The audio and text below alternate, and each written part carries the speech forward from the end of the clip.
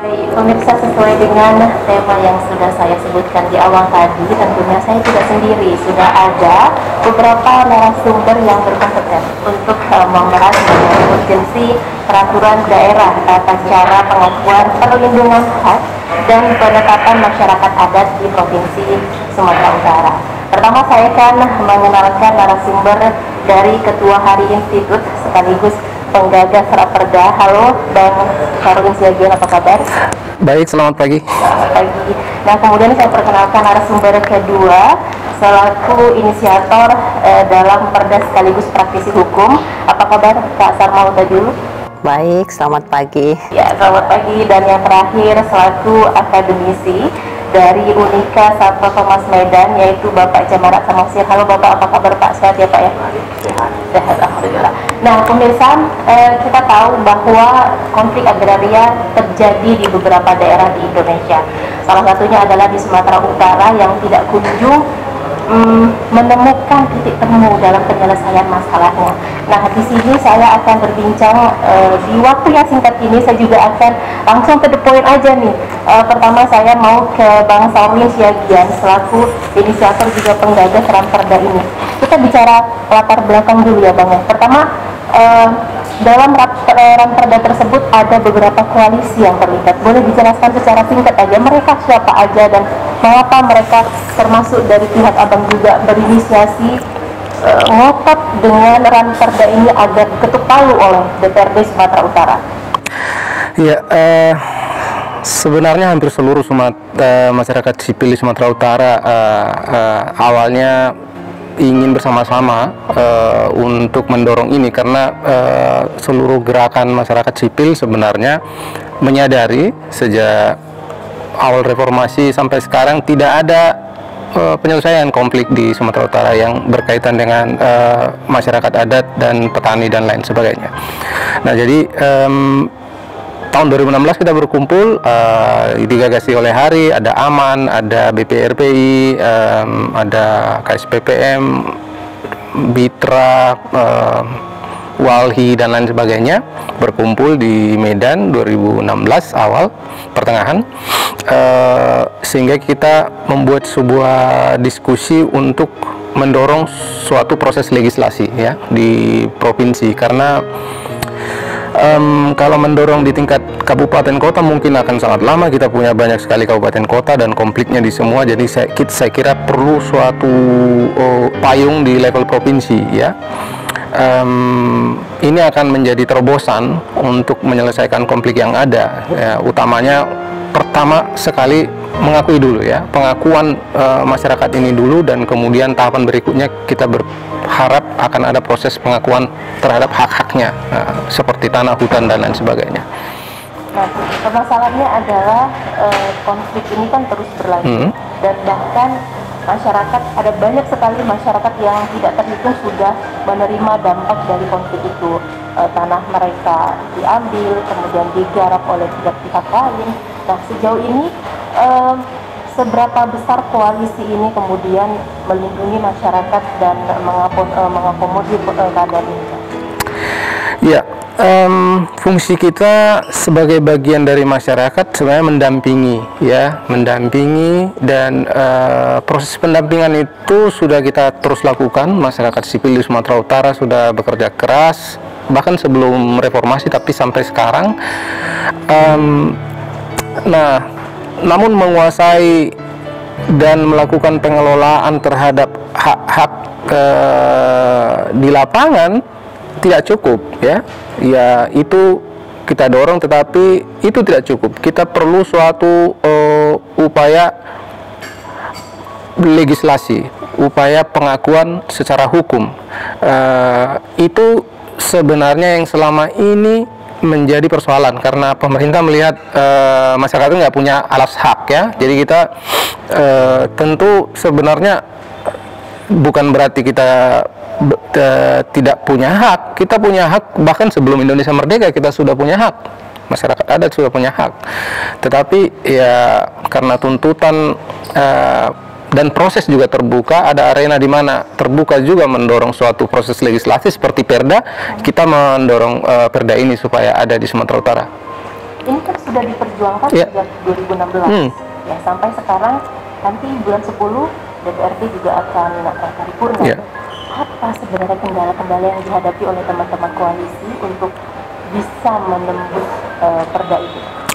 Ya, mungkin Ibu Sarma nanti bisa menjelaskan soal kendala, tetapi kami melihat belum semua anggota DPRD serius ya membuat ini sebagai prioritas, hanya sebagian saja dan tidak banyak.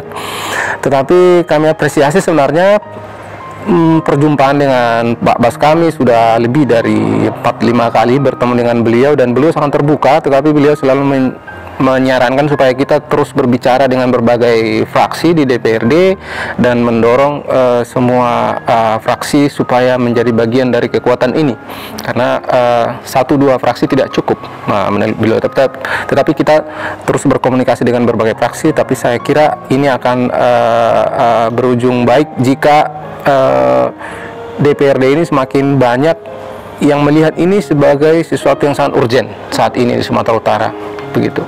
Nah, di situ kan ada,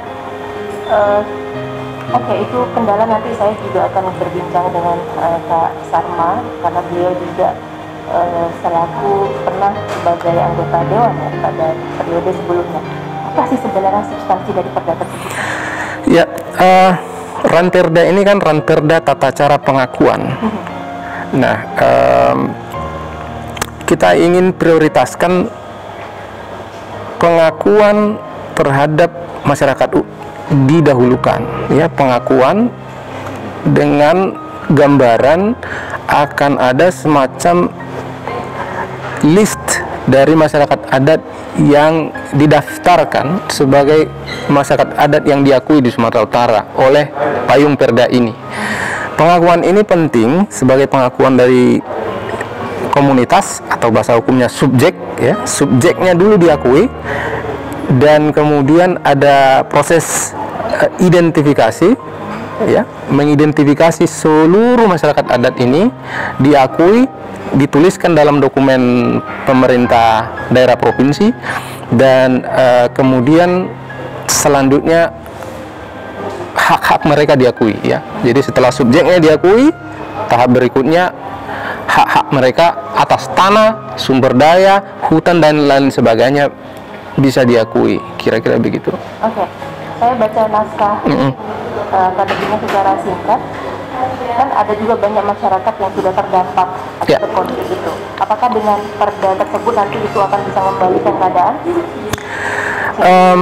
Setidaknya perda ini akan menjadi alat baru untuk menyampaikan bahwa sekarang kita sudah diakui sebagai masyarakat adat, dan mengurai konflik tidak semudah itu, tetapi setidaknya ada alat baru buat masyarakat adat untuk menyatakan, kami ini masyarakat adat yang sudah diakui dan kami sudah didaftarkan.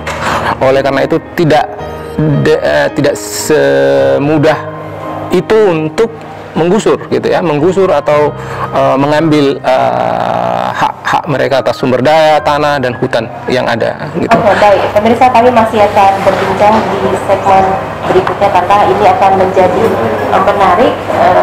Perda ini tidak terselesaikan, tidak kunjung diketuk palu oleh DPRD Sumatera Utara sejak tahun 2016. Apa saja kendalanya, kemudian bagaimana prosesnya sejauh ini, kami akan berbincang di segmen berikutnya. Coffee Break akan kembali sesaat lagi.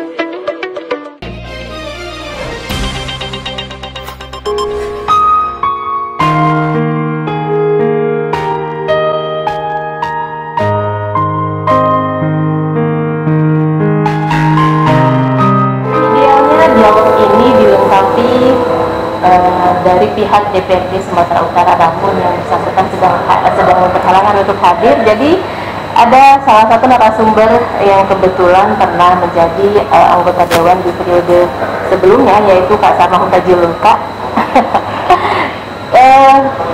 2016 ini perda sudah didiskusikan, sudah dinaikkan di DPRD Sumatera Utara. Ketika menjabat waktu itu, apa sebenarnya yang terjadi hingga sekarang itu belum ketuk palu, Kak?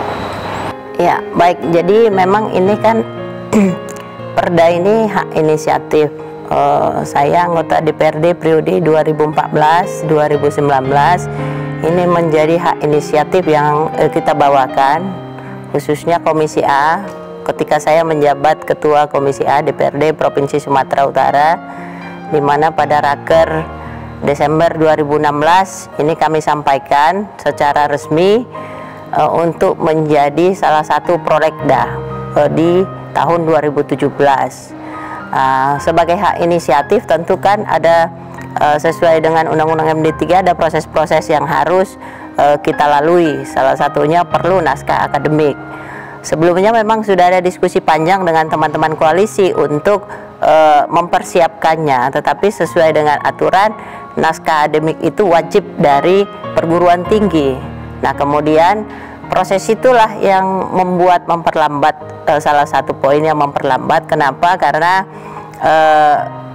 DPRD tidak punya waktu itu APBD yang cukup untuk membuat naskah akademik satu perda. Waktu itu dimana ketika kita jajaki kerjasama dengan USU, USU menyatakan dengan budget yang disediakan oleh DPRD mereka tidak mampu melakukan itu, sehingga itu sampailah di tahun 2018.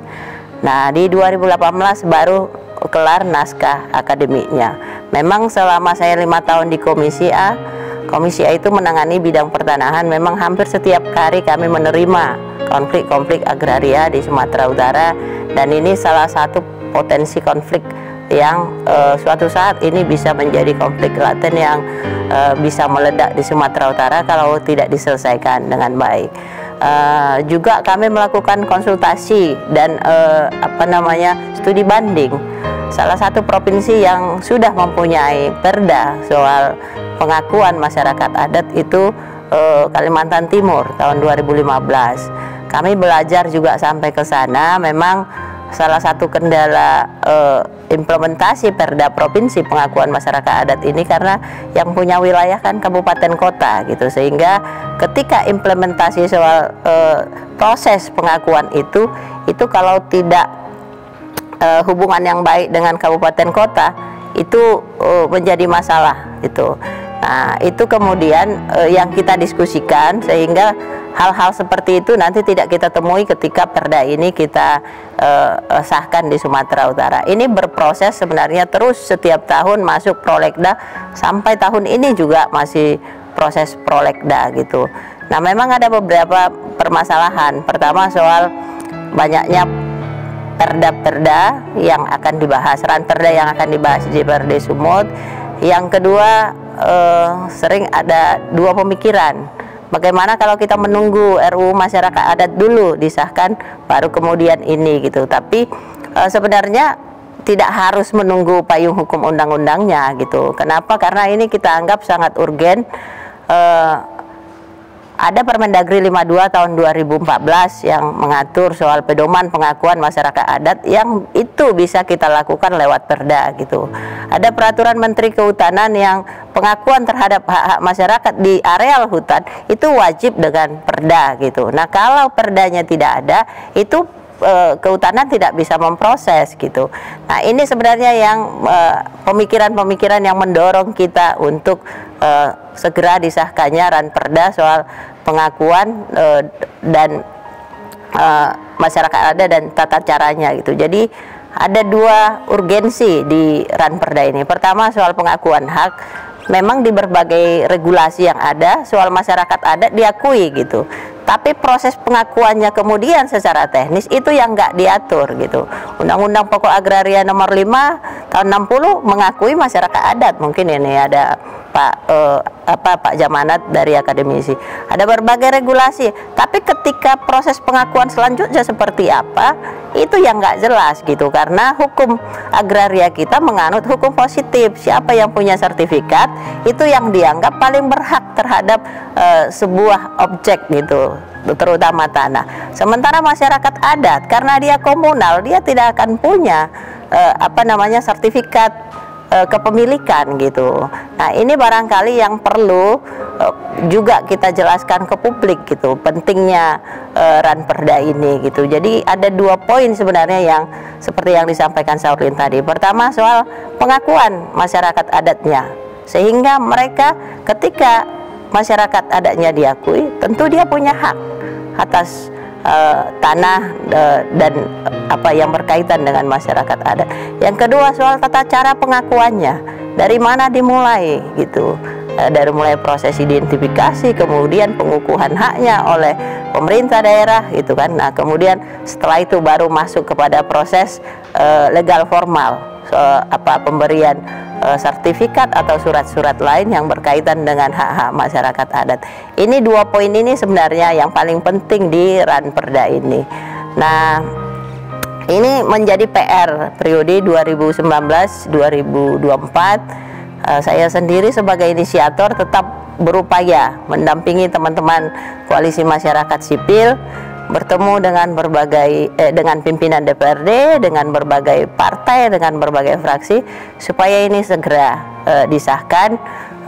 Harapan kita memang tahun ini kalau bisa disahkan, tetapi kalau saya lihat prosesnya sepertinya itu tidak akan bisa tercapai juga, karena sesuai tata tertib DPR ada 2 tahapan itu pembahasan sebuah Ranperda. Dia masih berada di tahap pertama, sementara ini sudah bulan September gitu, yang khawatirnya itu tidak terkejar kemudian menjadi prolegda lagi di tahun 2021. Tapi kami sudah beberapa kali bertemu mendorong supaya DPRD segera ini menjadi sebuah prioritas di DPRD Sumut kepada teman-teman yang ada di badan pembuatan perundang-undangan, sehingga ini menjadi sebuah kado bagi masyarakat adat di Sumatera Utara yang selama ini hak-haknya sudah terpinggirkan, dikriminalisasi gitu. Barangkali ini yang harapan yang kita sampaikan juga kepada teman-teman DPRD Sumut periode yang sekarang. Mohon diberikan atensi terhadap Ranperda ini, sehingga ini menjadi payung hukum terhadap masyarakat adat di Sumatera Utara, minimal mengurangi konflik-konflik agraria yang semakin hari semakin frekuensinya semakin meningkat, kriminalisasi yang terus dialami oleh masyarakat adat gitu, bahkan perampasan hak-hak mereka. Ini yang kita harapkan, Mbak. Oke, sedikit aja Kak. Tadi Pak Sarman menyampaikan bahwa sampai sekarang itu masih di level atau di tahap pertama. Mengapa itu kemudian masih seperti stagnan ya, tidak berjalan, sementara paripurna akan terjadi di bulan depan? Singkat aja Kak, sebenarnya kenapa? Iya, paripurna kan setiap bulan pasti ada gitu, tetapi yang diparipurnakan kan belum tentu Ranperda ini gitu kan. Jadi kenapa saya katakan di level pertama ini, karena hak inisiatif sesuai tata tertib DPR, hak inisiatif ini digodok dulu oleh badan pembuatan perundang-undangan, kemudian disampaikan di paripurna untuk disahkan menjadi sebuah Ranperda. Nah, setelah itu baru masuk apakah dia dibahas di badan legislatif atau badan legislasi atau di satu panitia khusus. Ini yang belum tahap kedua menuju paripurna pengesahan itu yang masih kita dorong sampai sekarang. Oke, baik, terima kasih Kak Sarma. Udah dulu pemirsa, kami masih akan berbincang masih ada satu segmen berikutnya yang akan membahas mengenai urgensi peraturan daerah terkait pengakuan masyarakat adat. Kopi break sebentar, kita akan kembali sesaat lagi.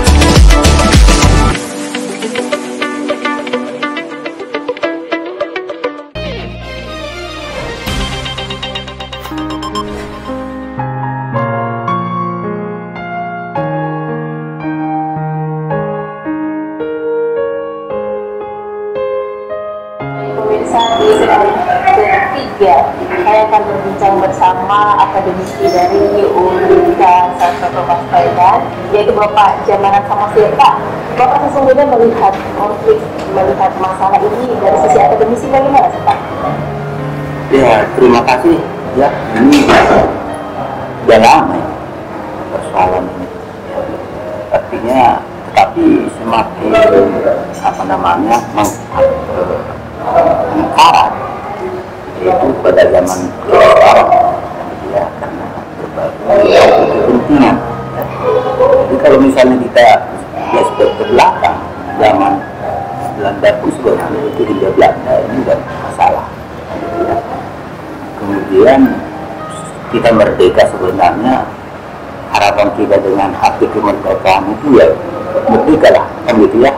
Kita juga dalam arti pembuatan peraturan, kan gitu ya, yang berorientasi kepada masyarakat, kan itu, ya kan. Nah, sementara tadi yang banyak dibicarakan itu terutama berkaitan dengan ini masyarakat, karena sebelum Indonesia merdeka masyarakat hari itu sudah ada, dan lahirnya itu bukan ada peraturan, lahir sesuai dengan kebutuhan spontanitas, sesuai dengan kebutuhan masyarakat pada saat itu.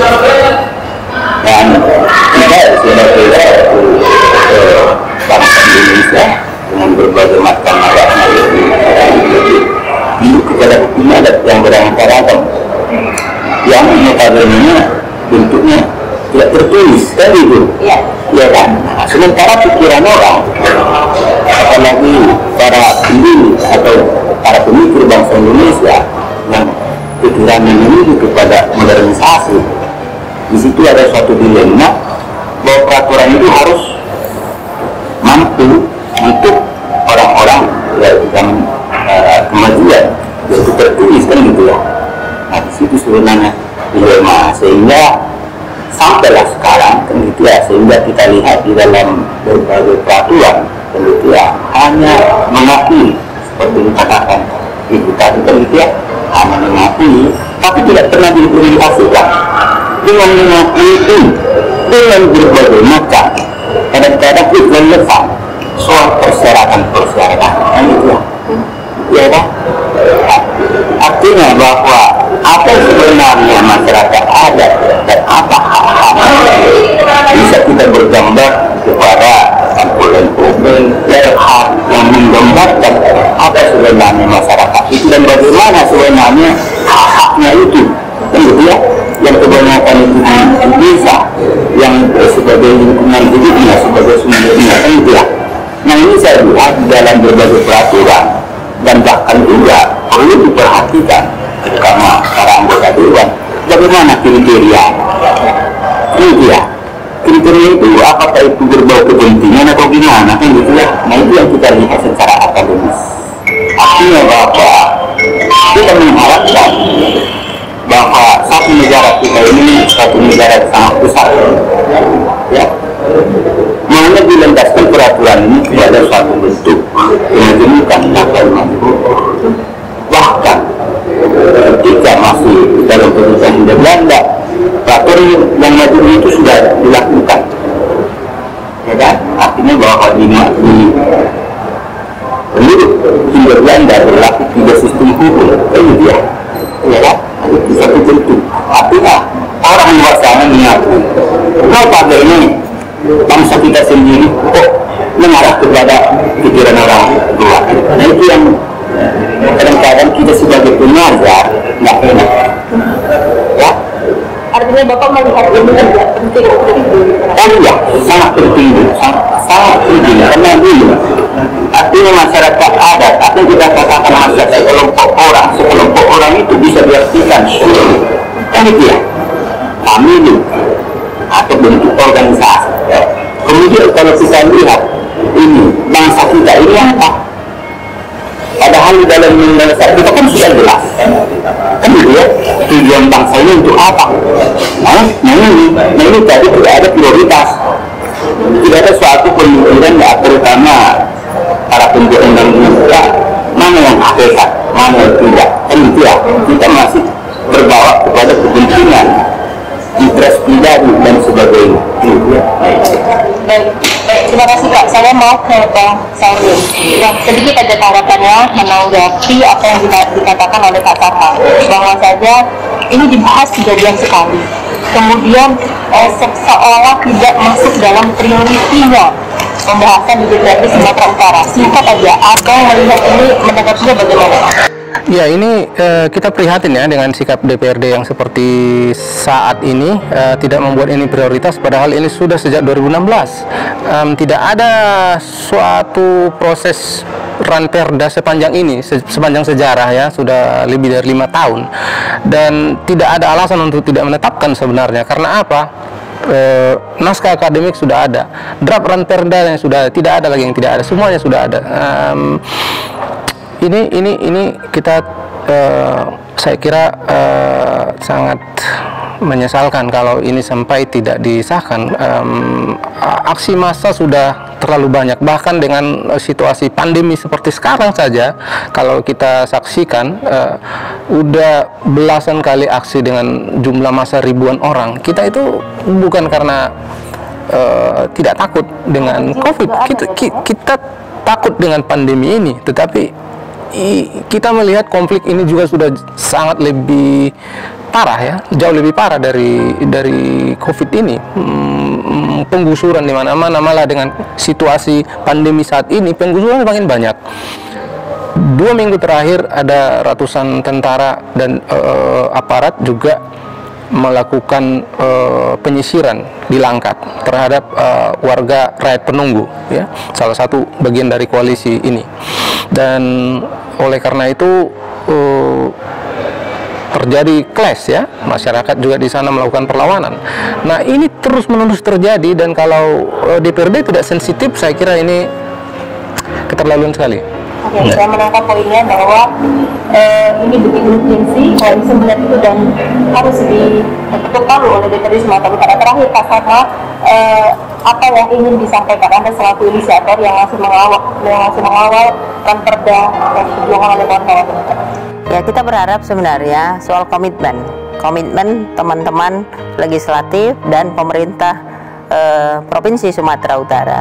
Kalau kita menganggap bahwa ini menjadi hal yang krusial yang perlu segera disahkan, kita berharap apalagi ini masuk prolegda 5 besar prolegda, harusnya ini harus disahkan tahun ini gitu, sehingga ini tidak setiap tahun menjadi penantian panjang teman-teman masyarakat adat di Sumatera Utara. Saya kira di waktu yang tersisa ini kita masih berharap teman-teman DPRD Sumut memberikan perhatian penuh terhadap ranperda ini, sehingga ini bisa disahkan di paling lambat bulan Desember nanti, karena dia masukan dari berbagai pihak sudah cukup banyak saya kira, dan itu sudah bisa digodok oleh teman-teman baik tenaga ahli maupun dewannya. Baik, terima kasih waktunya sudah berbincang di Provinsi Sumatera Utara, Bapak Jemarat Tengosir selaku akademisi, kemudian Pak Sarma selaku inisiator, kemudian praktisi hukum, dan Bang Sarulin Jagian mewakili dari Hari Institut ya, sekaligus penggagas dari ranperda. Mudah-mudahan ini bisa menjadi masukan teman-teman di DPRD Sumatera Utara yang menurut teman-teman dari koalisi ini adalah perda ini adalah satu urgensi yang segera diterapkan, yang harus diterapkan untuk sebagai payung hukum bagi masyarakat dalam menangani berbagai konflik agraria di Sumatera Utara. Pemirsa, dengan demikian maka ini menjadi penghujung Coffee Break Sumatera Utara. Saya Wanasari dan seluruh kerabat kerja yang bertugas mengucapkan terima kasih. Jangan lupa tetap jaga kesehatan dan patuhi protokol kesehatan yang sudah ditetapkan pemerintah. Assalamualaikum warahmatullahi wabarakatuh dan sampai jumpa.